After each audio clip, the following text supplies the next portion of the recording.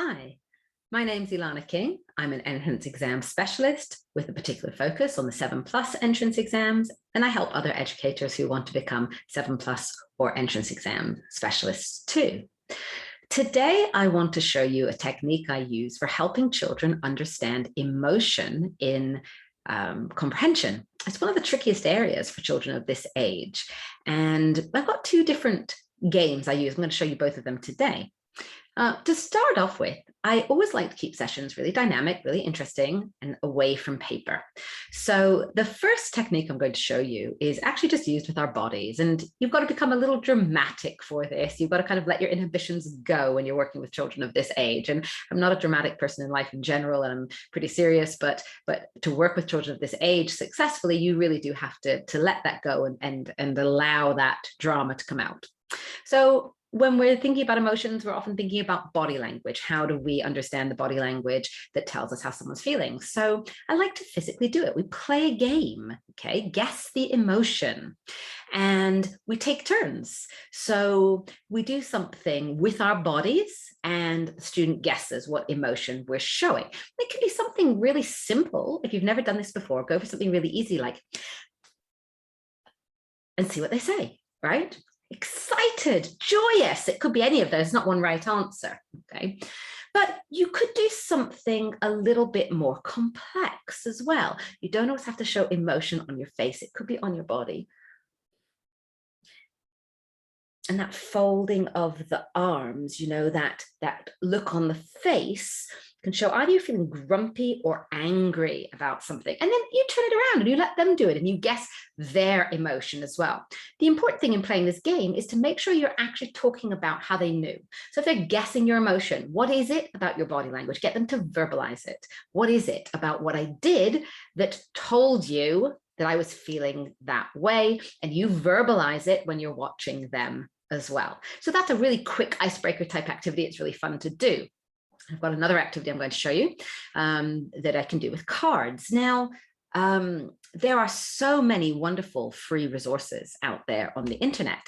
So I encourage you to go out there. If they're out there and they're free, somebody made them and wants you to use them. So it's not stealing them. They're out there for a reason. And I've said before, I like to use a laminator. I know that it contributes to the plastic that we have, not great for the environment, but on the other hand, what it does is it ensures we can reuse these again and again and again, just wipe them clean.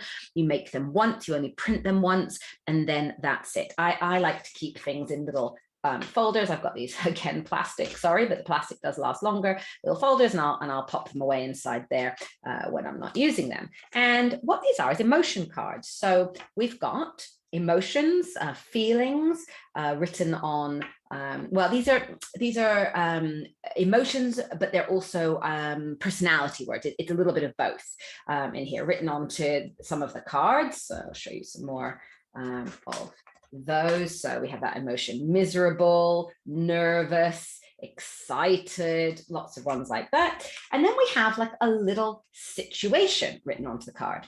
The suspicious man tiptoed into the garden to steal the apples. Okay, so we're going to think about what type of man this is. And here we go, he's a sneaky man. Now, you can simplify this by only using emotion cards because it's really a combination of the two. We've got personality here. We've also got emotions.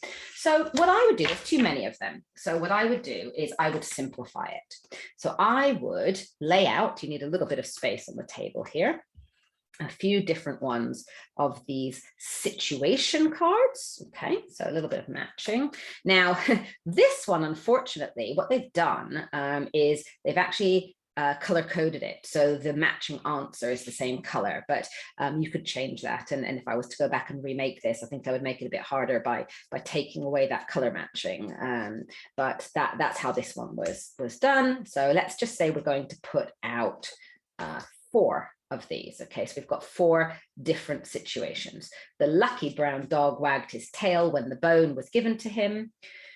And we can think about how he's feeling. I really felt like this when I heard she won the contest and I didn't.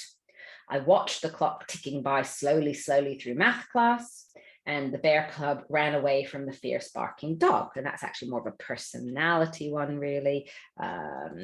So We've then got a whole bunch of these, and you can sort and you can decide how many of these are you going to give to the child. How many of them are you going to give them and allow them to look through? So, you know, you could give them a whole pile of them. You could particularly focus on vocabulary that you want them to know: miserable, nervous, excited, bored, strong, afraid, determined. Some of these are quite challenging words. So this is a great way to start to bring these into vocabulary: greedy, caring, brave. Now, this is too many, right? Surprised, angry. I've got way too many there to get to do this activity.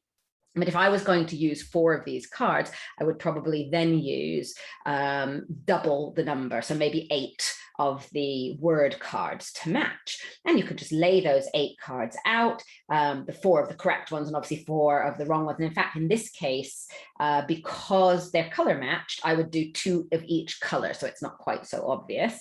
And then ask them to match them up. So, you know, you can spread them around on the table, and then they can put on top the correct one, or pair them up together. You know, however it is that you want to do it. So it's a really fun way, and you could actually get them to do it for you as well, so they can pick out some words as well. Then you can also use these word cards separately. So forget the little scenarios we had over there, but we've got loads of vocabulary words here, which are really great. So you can use these words and actually get them to put them into a sentence or a scenario. So what might make you feel miserable? Okay, well, let's think about that. And then let's get a sentence where we use that word miserable. You can also then use my absolute favorite tool, always is, my whiteboard.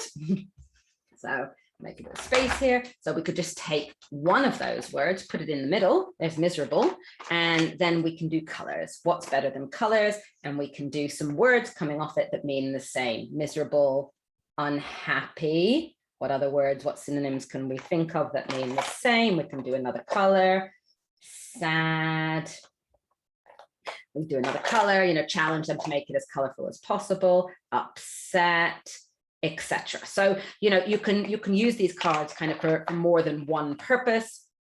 And then you can put them into stories as well. So you've got all different things that you can do with the cards once you've started, but they're really great as a way of kind of working on both emotion and personality. And of course, when we're thinking about personality, that's quite tricky, that concept of what's an emotion of the moment and what is personality. And this is a good way of sorting through that as well.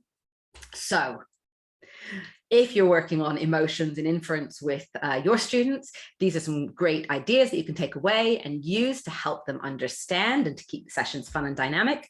If you would like more information on training with me to become an entrance exam specialist, links are in the bio. Thank you very much, and goodbye.